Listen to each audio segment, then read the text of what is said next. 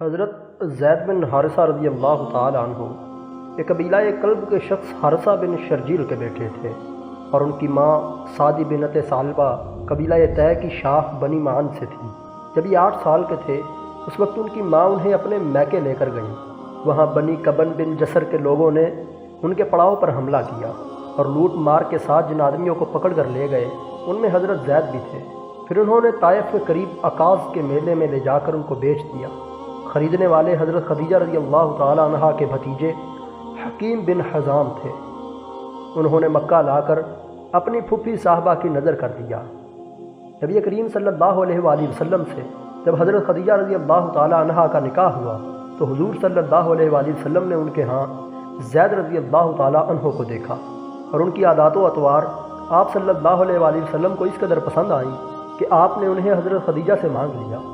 اس طرح یہ خوش قسمت لڑکا اس خیر الخلائق ہستی کی خدمت میں پہنچ گیا جسے چند سال بعد ہی اللہ تعالیٰ نبی بنانے والا تھا۔ اس وقت زید رضی اللہ تعالیٰ عنہ کی عمر 15 سال تھی۔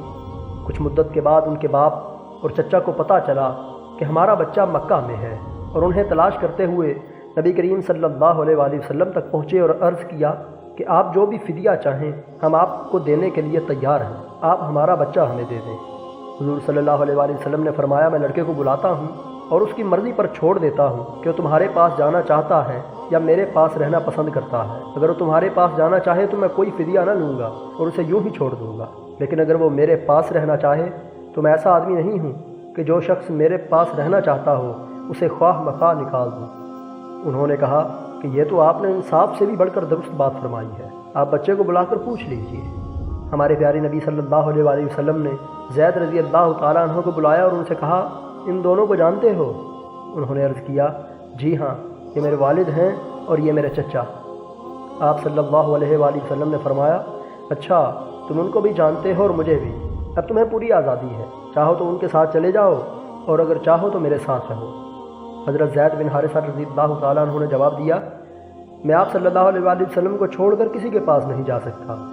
ان کے باپ اور چچا نے کہا، زید کیا تو آزادی پر غلامی کو ترجیح دیتا ہے اور اپنے ماں باپ اور خاندان کو چھوڑ کر غیروں کے پاس رہنا چاہتا ہے؟ انہوں نے کہا، میں نے ان کے جو اوصاف دیکھے ہیں ان کا تجربہ لینے کے بعد میں دنیا میں کسی کو بھی ان پر ترجیح نہیں دے سکتا۔ زید رضی اللہ تعالیٰ عنہ کا یہ جواب سن کر ان کے باپ اور چچا بخوشی راضی ہو گئے۔ حضور صلی اللہ علیہ وآلہ وسلم نے اسی وقت زید رضی اللہ تعالیٰ عنہ کو آزاد کر دیا اور حرم میں جا کر قریش کے مجمع عام میں فرمایا کہ آپ سب لوگ گواہ رہیں کہ آج سے زید رضی اللہ تعالیٰ عنہ میرا بیٹا ہے، یہ مجھ سے وراثت پائے گا اور میں اس سے۔ اسی بنا پر لوگ ان کو زید بن محمد کہنے لگے تھے۔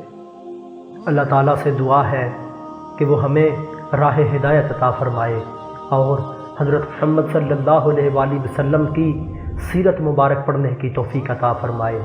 آمین ثم آمین۔